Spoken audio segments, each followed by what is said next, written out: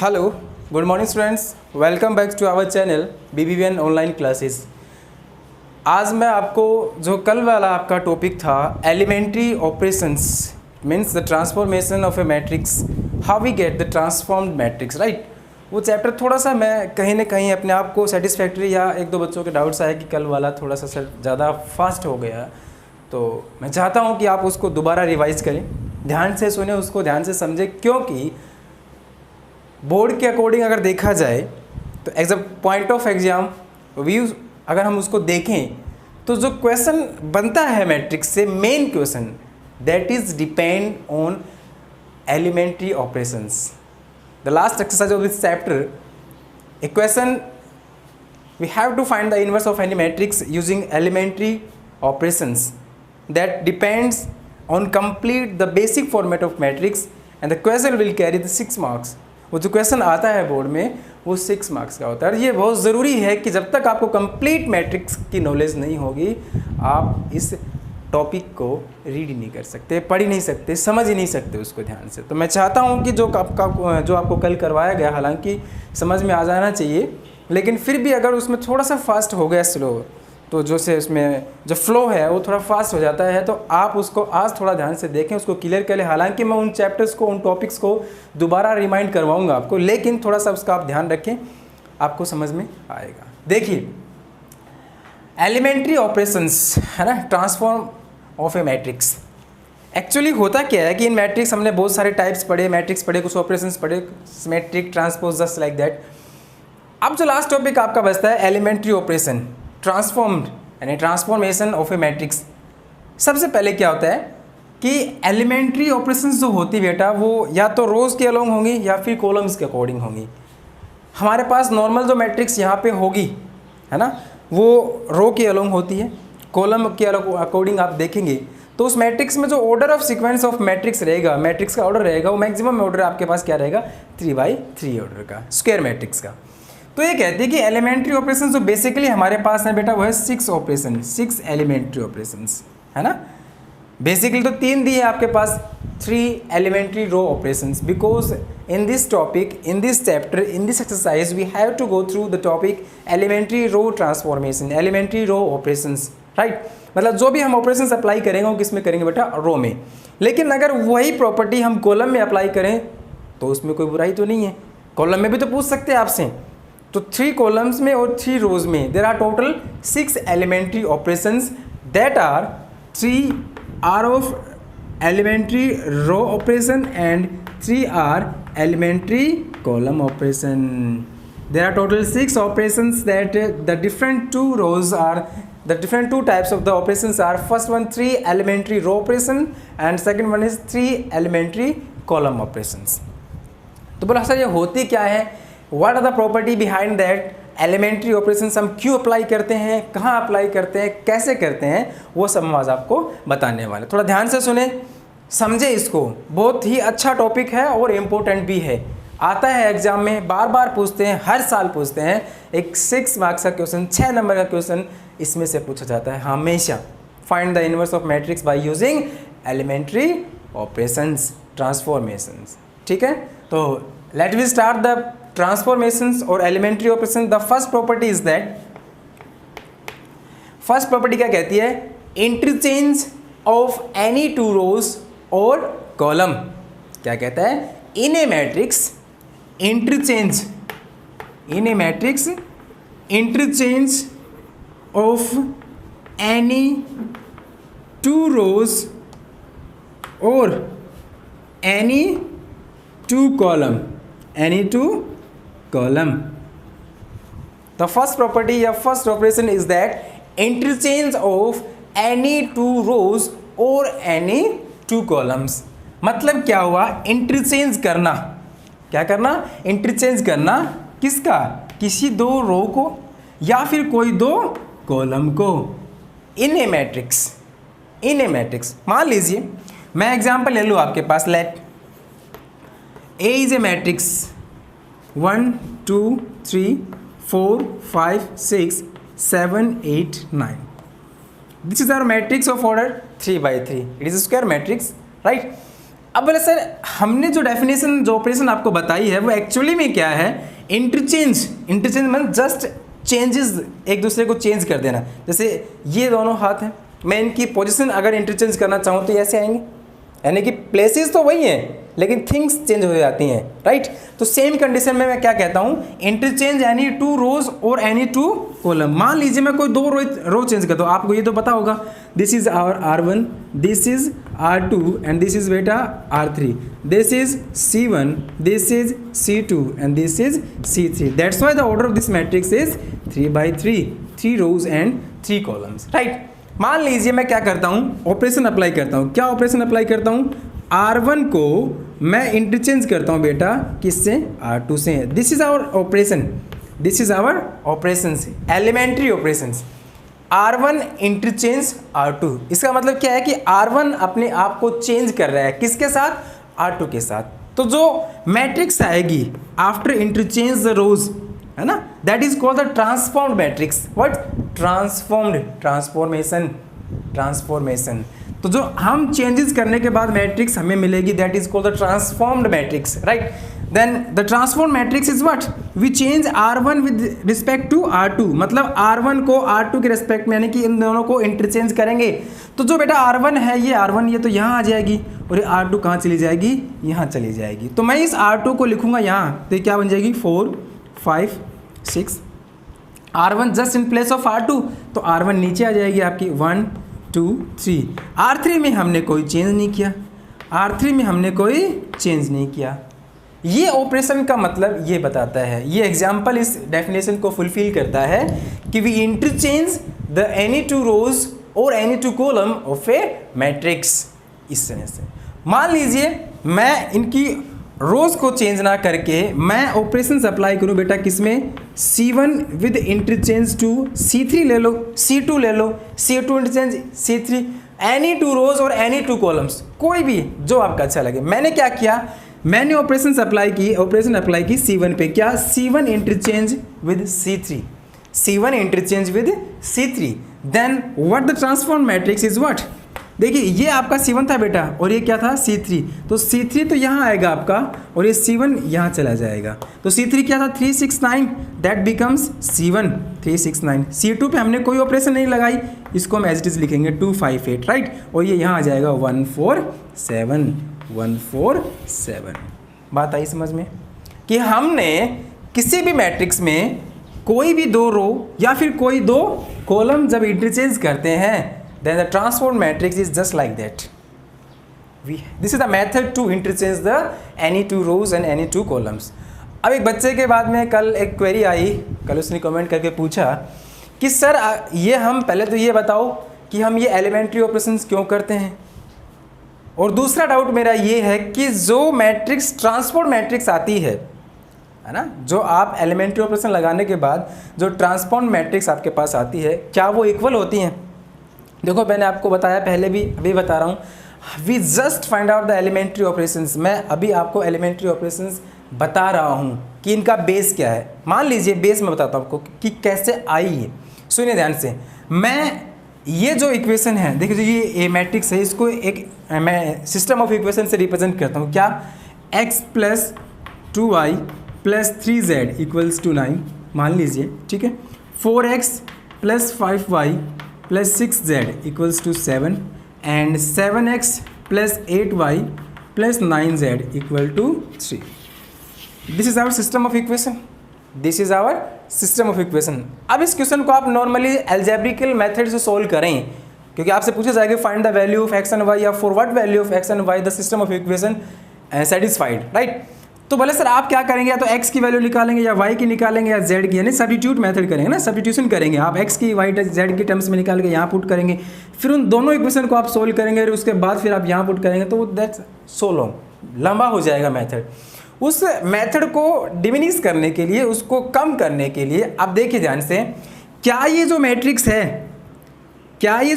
है, ये इन सभी कोफिशिएंट जो वेरिएबल दिए हैं इनके कोफिशिएंट मैट्रिक्स को रिप्रेजेंट नहीं कर रही। देखिए आप 147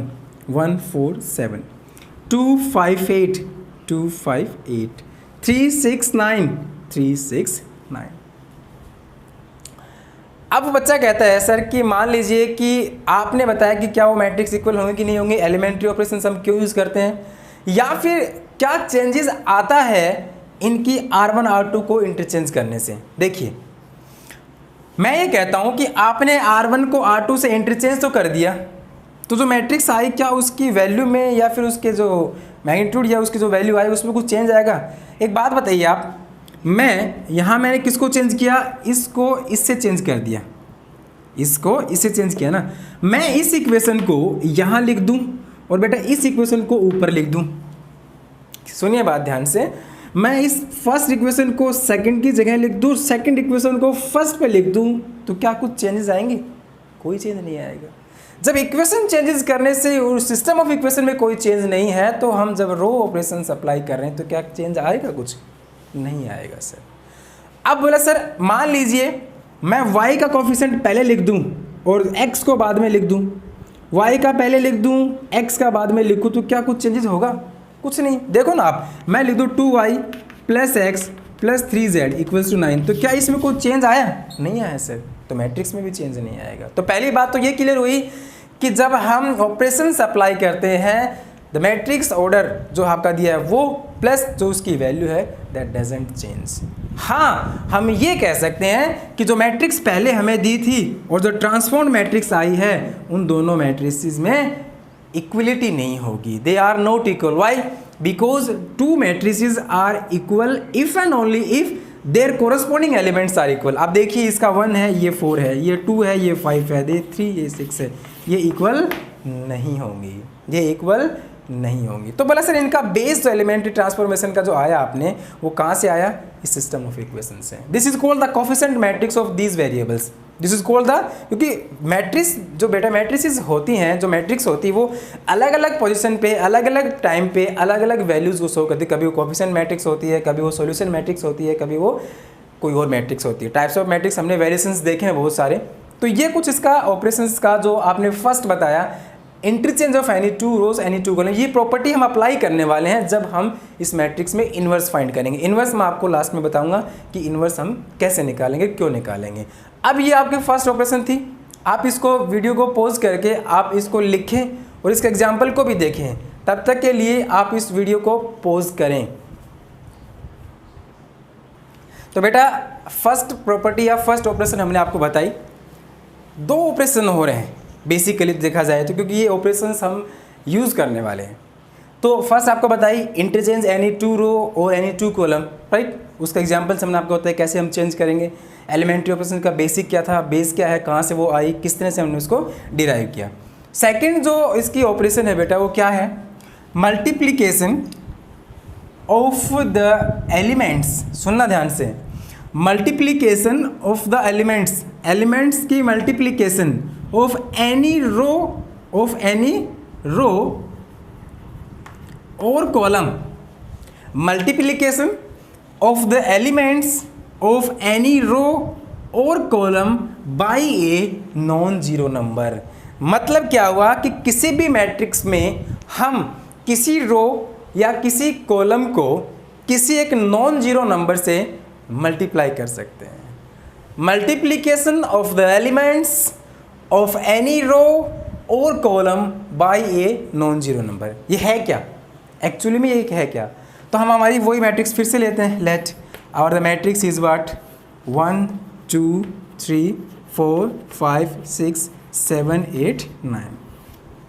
तो जो ऑपरेशंस बेटा अभी आप ऑपरेशन आपने जो पढ़ी है कि किसी भी मैट्रिक्स के रो या कॉलम को हम जो उसके एलिमेंट्स हैं उसको किसी नॉन जीरो नंबर से मल्टीप्लाई कर सकते हैं।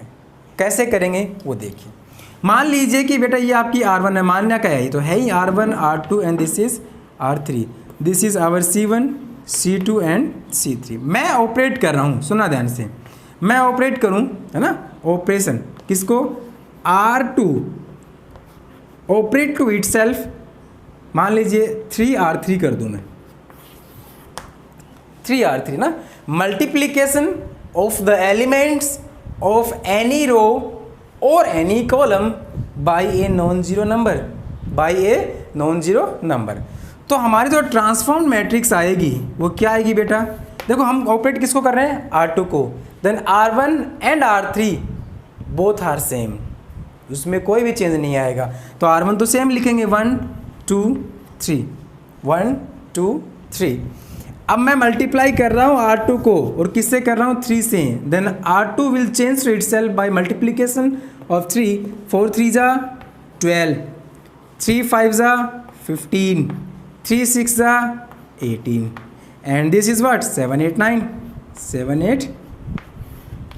ये ऑपरेशन जो आपने अभी पढ़ी उसका मतलब है, मान लीजिए मैं ये कहूँ कि सर मैंने ऑपरेट किया किसको, C1 को, क्या किया 2 टाइम्स ऑफ C1, मैंने ऑपरेट किसको किया, C1 को 2 टाइम्स ऑफ C1, तो जो हमारी ट्रांसफॉर्म मैट्रिक्स आएगी वो क्या आएगी, C1, दिस इज C1 ना, multiplied by 2, this is 2, this is 4 and this is 7 2 जा 14, this is 2 5 8 and this is 3 6 9।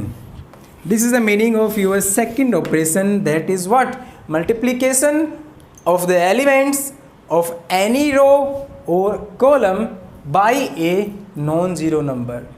And what is the next property, addition to the elements, addition to the elements of any row or column।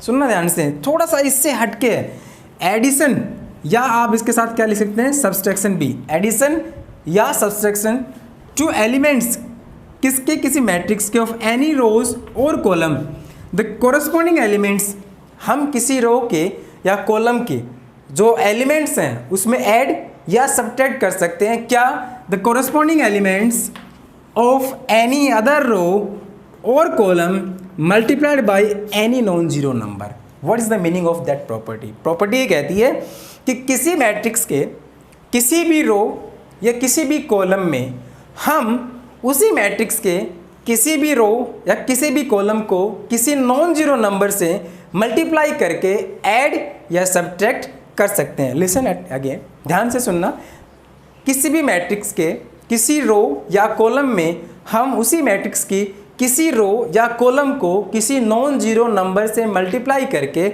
उसी रो में add या subtract कर सकते हैं। तो इसका example हम आपको फिर से बताते हैं, हम फिर से हमारी यही प्रॉपर्टी या यही जो मैट्रिक्स आपको दी है ये हम यूज़ करेंगे और देखना इसका मतलब न्यूमेरिकली क्या आता है। Let a our the same matrix 1 2 3 4 5 6 7 8 9, this is our matrix, ठीक है बेटा।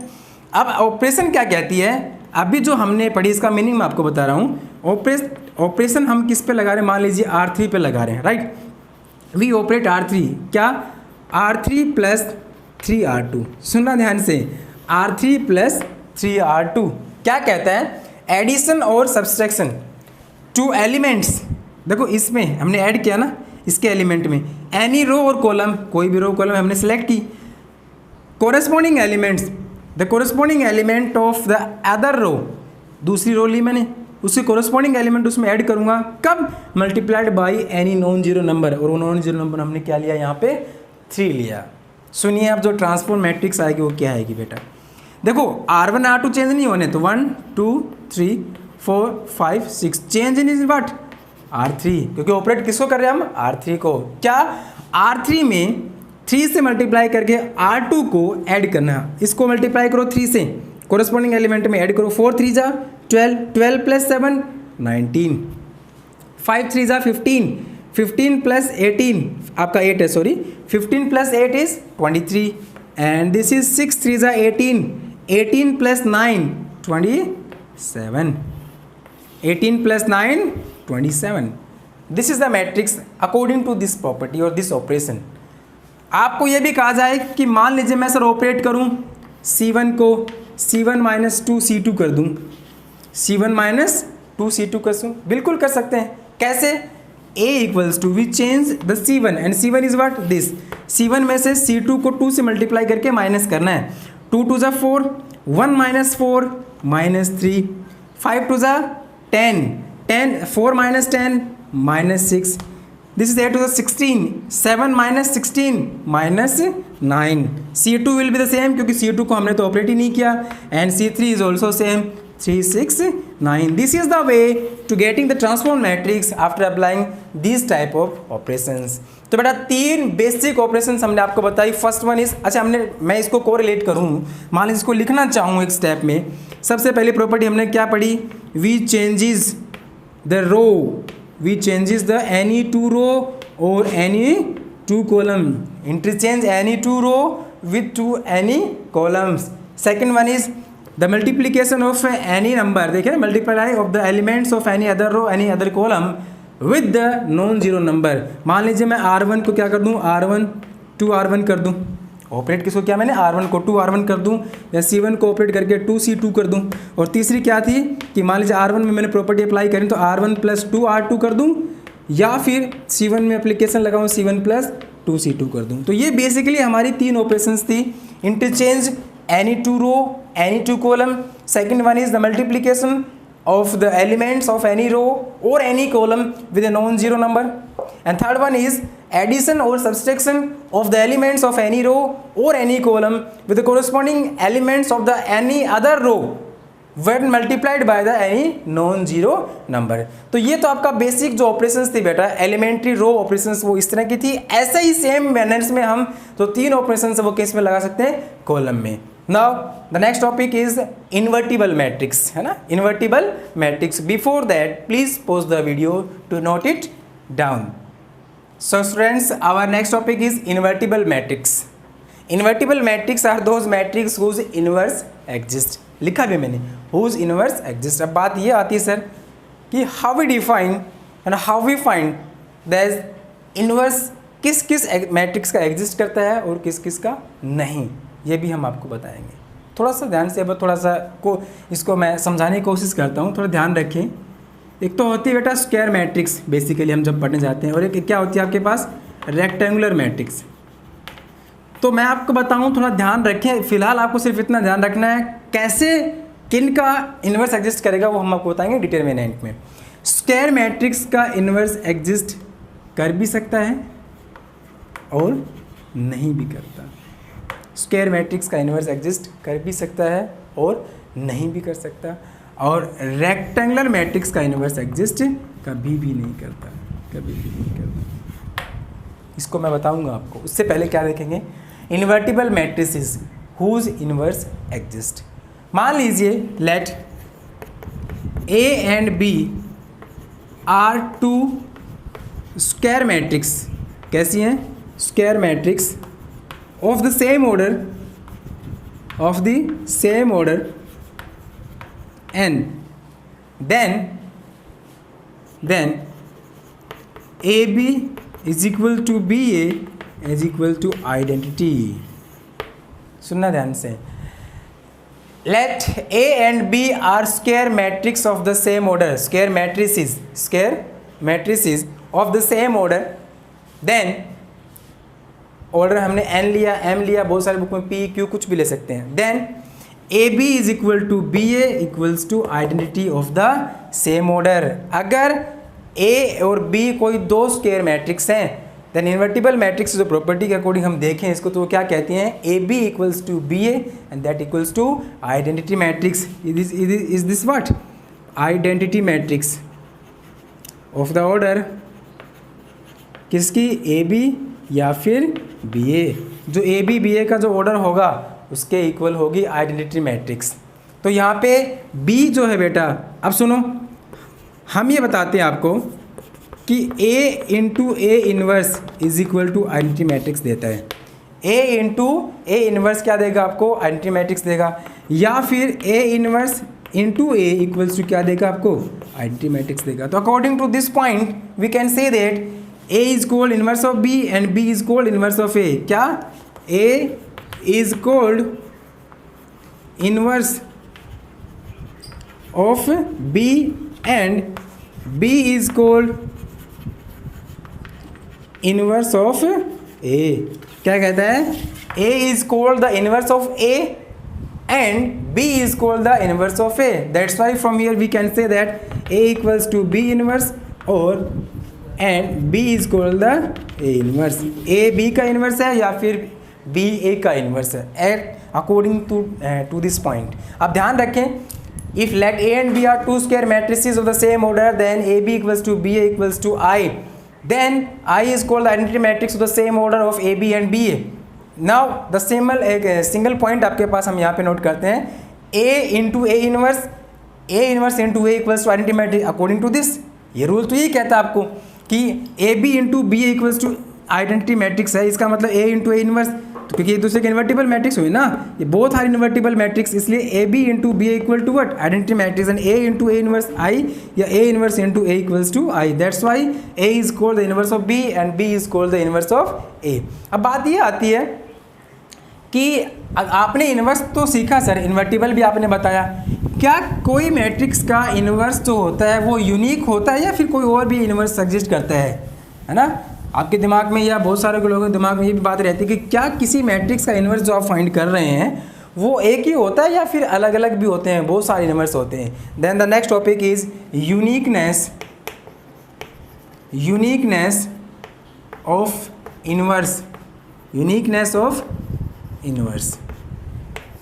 यूनिकनेस ऑफ इन्वर्स, इन्वर्स का यूनिकनेस हम कैसे देखेंगे, क्या बोलेंगे इसमें, inverse of a square matrix, inverse of a square matrix if it is exist is unique. हम आपको बता दें, ये डेफिनेशन है बेटा आपकी, एक स्टेटमेंट है, inverse of a square matrix if it is exist then it is unique, हम इसको वेरीफाई करते हैं, कैसे करेंगे?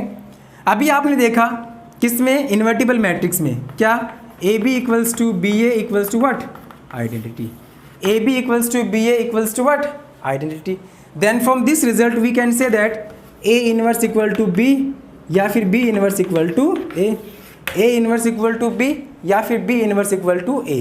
कॉन्ट्राडिक्शन क्या लेके चलेंगे, हम ये मान लेते हैं, हम ये मानते हैं let C be the another matrix, C with the another matrix which is inverse of A। हमने क्या माना बेटा कि C कोई हमारे पास दूसरी मैट्रिक्स है जो किसका इन्वर्स है, A का इन्वर्स है। अगर C A का इन्वर्स है according to this property we can say that AC equal to C A equal to what identity, AC equal to C A equal to what identity. अगर C इसका inverse है तो इस property को apply तो कर ही सकते हैं ना, क्योंकि यहाँ B इन्वर्स A का, तो हमने प्रॉपर्टी अप्लाई की, इन्वर्टिबल मैट्रिक्स, तो C अगर इन्वर्टिबल मैट्रिक्स इन्वर्स है इसका A का तो AC का इन्वर्स होगा, तो यहाँ पे इन्वर्टिबल प्रॉपर्टी अगर अप्लाई करें तो AC equal to C A equal to what identity matrix. अब मान लीजिए मैं एक लाइन यहाँ पे लिखूँ, उसी में आपको सारा कंक्लूजन दूर हो जाता है। मैं ये लिखता हूँ B equals to what B into identity लिख सकता हूँ, B equals to what B into identity लिख सकते हैं, कोई फर्क नहीं पड़ता। आइडेंटिटी को मैं यहाँ क्या लिख सकता हूँ AC, तो B into what this is AC, B into what this is AC। अब यहाँ से जो BA है आप मल्टीप्लाई करें तो इसको BA इंटू C तो लिख सकते हैं, बिल्कुल लिख सकते हैं। और BA क्या है बेटा आपका identity matrix, identity into C, और आइडेंटिटी इंटू C क्या होगा आपका C, इसका मतलब क्या हुआ B equal to what C, B equal to what C, it means B C के इक्वल है और B क्या है इनवर्स ऑफ A, B क्या है इनवर्स ऑफ A। इसका मतलब A का जो इनवर्स C आपने माना या B जो आपने बताया, they both are same. This is the property we have to say that the inverse of a matrix is unique, inverse of a matrix is unique. And the last topic, the very most important topic, बहुत बार exam में पूछा जाता है कि क्या आप इस बात को वेरीफाई कर सकते हैं the inverse of A B is equal to B inverse into A inverse, B inverse into A inverse. तो ये बहुत बार पूछा जाता है आपसे, बार बार हम इसका रिजल्ट वेरीफाई करते हैं। मैं आपको बता दूं, छोटा सा पॉइंट है इसका, क्या मैं ए बी को अगर ए बी इनवर्स से मल्टीप्लाई करूं तो क्या मेरे को आइडेंटिटी मैट्रिक्स नहीं मिलेगी, बिल्कुल मिलेगी। अभी बताया आपको A into A inverse is what identity matrix. तो ए बी क्या है, एक मैट्रिक्स तो है ना, और ये इसका इनवर्स है, ये इसका क्या है इनवर्स है। तो बोला sir this matrix into its inverse is what identity matrix, लिख सकते हैं, बिल्कुल लिख सकते हैं। अब मैं क्या करूँगा, प्री मल्टीप्लाइंग, देखना ध्यान से, ऑर्डिनरी नंबर में तो बेटा आप प्री मल्टीप्लाई करें या पोस्ट मल्टीप्लाई करें कोई फर्क नहीं पड़ना, लेकिन इन केस ऑफ मैट्रिक्स जो मल्टीप्लिकेशन है वो बहुत इंपॉर्टेंट है, प्री एंड पोस्ट उसमें बहुत फ़र्क भी आता है। तो मैं क्या कर रहा हूँ यहाँ पे प्री मल्टीप्लाई कर रहा हूँ। क्या कर रहा हूँ? Pre multiply. किससे? ए इनवर्स से। सुनना ध्यान से, मैं लिख नहीं रहा हूँ, मैं डायरेक्ट उस स्टेप को करूँगा। Pre multiplying by A inverse to both side, pre multiplying by A inverse to both side, then this A inverse into A B inverse is equal to what? A inverse into identity. तो इसकी multiply इससे होगी तो बेटा ये result क्या देगा हमें? आइडेंटिटी। क्या देगा? Identity. And this is B matrix, this is A B and this is A inverse. A inverse के आप आइडेंटिटी से मल्टीप्लाई करो, क्या आएगी? ए इनवर्स से तो आएगी। यहाँ आइडेंटिटी मैट्रिक्स को बी से मल्टीप्लाई करोगे तो बी रह जाएगा। अब मैं फिर से क्या करूँगा? बी इनवर्स से मल्टीप्लाई करूँगा, वो भी कैसी? Pre multiply. तो यहाँ आ जाएगा बी इनवर्स। ये क्या रिजल्ट देगा आपको? Identity matrix into A B inverse and that equal to B inverse into A inverse. ये भी तो एक मैट्रिक्स है, इसकी आप आइडेंटिटी से मल्टीप्लाई क्या करोगे तो यही मिलेगा आपको। इसका मतलब A B inverse is what? B inverse into A inverse, B inverse into A inverse. This is our complete topic on the depending on the elementary operations and transformation we can say. First one is कुछ property हमने बताई आपको, इसमें 6 elementary operations बताई, 3 according to rows and 3 and columns. उसमें कुछ 3 रोज हमने आपको ऑपरेशंस के या लॉज मान लो या ऑपरेशंस मान लो, वो हमने बताया आपको। उसके बाद आपके पास इन्वर्टिबल मैट्रिक्स बताया आपको, इन्वर्स ऑफ ए मैट्रिक्स बताया आपको, किसी मैट्रिक्स का इन्वर्स जो होता है वो यूनिक होता है, ये आपको बताया गया। और लास्ट में आपको एक रिजल्ट बताया गया जो बहुत ही इंपॉर्टेंट होता है as the point of view of examination. और बहुत अच्छा क्वेश्चन है, ये पूछ भी लेते हैं 2 नंबर में कभी कि how we define that the inverse of any matrix is equal to B inverse into A inverse. मतलब क्विकली हम एक क्वेश्चन कर लेते हैं। एक्सरसाइज 3.4 का जो फर्स्ट क्वेश्चन है उसमें पूछा क्या आपसे, प्लीज़ ओपन यूर बुक। अगर PDF है तो PDF खोलें और उसका जो फर्स्ट क्वेश्चन है वो देखें आप ध्यान से। बेटा 3.4 में जो एक्सरसाइज आपको दी गई है उसमें जो क्वेश्चन फर्स्ट है मैं भी आपको बता दूं, जो आपकी बुक है बेटा वो देखें ध्यान से। PDF खोल लें, अगर किसी के पास बुक नहीं तो PDF खोलें। उसमें जो फर्स्ट क्वेश्चन है 3.4 का वो क्या है, find using elementary transformation find the inverse, है ना, of the matrix if it is exist. तो क्वेश्चन नंबर मैं फर्स्ट कर रहा हूँ बेटा 3.4 का, मैं उसको लेट कर लेता हूँ मैट्रिक्स A, और वो क्या है 1 -1 2 एंड 3। तो बेटा हर बार मैं क्या लिखूँगा, let A equals to A into identity. लिख सकता हूँ कि नहीं? A into identity. A क्या आपकी 1 -1 2 3, 1 -1 2 and 3, this equal to A into identity matrix 1 0 0 1। अब आपको ऑपरेशन लगानी है वो लेफ्ट हैंड साइड में रो के अकॉर्डिंग लगानी है और इसको रिजल्ट को आप वेरीफाई करना है। मान लीजिए मैं क्या करूँगा, इन एलिमेंट्स को तो 1 1 करूँगा, यानी कि इधर मैं क्या रिफॉर्म करूँगा एक आइडेंटिटी मैट्रिक्स इसी ऑर्डर की, और जो ऑपरेशंस मैं इधर लगाऊंगा वही इधर लगाऊंगा। तो यहाँ से मैं क्या कह सकता हूँ, A equals to A into identity अगर है, इसका मतलब A का इन्वर्स हम फाइंड कर सकते हैं यहाँ से, A का इन्वर्स हम फाइंड कर सकते हैं यहाँ से। देखना ध्यान से क्या होगा, मैं ऑपरेट कर रहा हूँ किसको, ऑपरेट कर रहा हूँ R2 को बेटा। क्या R2 - 2R1, R2 - 2R1 क्यों किया 1 -1। R2 में R1 को 2 से मल्टीप्लाई करके माइनस करना है, तो देखो इसको 2 से मल्टीप्लाई करूँगा, इसमें माइनस करूँगा तो क्या आ जाएगा 0, इसको 2 से मल्टीप्लाई करूँगा, इसमें माइनस करूँगा तो ये माइनस का है, फिर से माइनस करूँगा तो कैसा हो जाएगा प्लस का। तो 2 और 3 एडिशन करेंगे कितना आ जाएगा 5, that equals to A into identity matrix. Same property मैं इधर लगाऊंगा, इसमें R1 में तो कोई चेंज होना नहीं है, R2 में चेंज होगा, 2 से मल्टीप्लाई करके इसमें माइनस करूँगा, 0 - 2 -2, 0 - 2 -2 एंड दिस इज़ व्हाट 0 1। तो 0 को कुछ भी कर लो, ये फ़र्क नहीं पड़ने वाला, ये आपके पास सेम रहेगा। अब मैं क्या करूँगा, मैं डिवाइड भी कर सकता हूँ, मल्टीप्लाई भी कर सकता हूँ। क्या करूँगा मैं, ऑपरेशन इधर लिख रहा हूँ बेटा, ऑपरेट किसको R2 को, क्या R2 को मैंने मल्टीप्लाई कर दिया 1/5 से। तो देखो 1 - 1 ये 0 रहेगा, इसको 1/5 से मल्टीप्लाई करोगे तो क्या हो जाएगा ये 1 and that equals to A, this is 1 0 - 2/5, क्योंकि आप R2 को तो मल्टीप्लाई कर रहे हैं, और ये क्या हो जाएगा 1/5। अब मैं क्या करूँगा बेटा, इसको 2 से मल्टीप्लाई करके या 1 से मल्टीप्लाई करके, कुछ भी मत करो, आप डायरेक्ट ऐड भी कर सकते हो। ऑपरेट क्या R1 में, क्या R1 प्लस R2, R1 में किसको ऐड कर रहे हैं आप, R2 को मैं यहाँ लिख रहा हूँ, राइट, ठीक है। 1 + 0 1 -1 + 1 0 एंड दिस इज 0 1, ये तो सेम ही रहने आपके, and that equals to A and this is what, इसमें ऐड करो आप इसको, तो 1 - 2/5 ऐड करोगे, 1 - 2/5 कितना आएगा 3/5, ये आपका आ गया 3/5। इसमें आप ऐड करोगे तो हो जाएगा 1/5, ये आपका सेम रहना है -2/5, और ये बेटा आपका 1/5 रहना है, ये रह गया।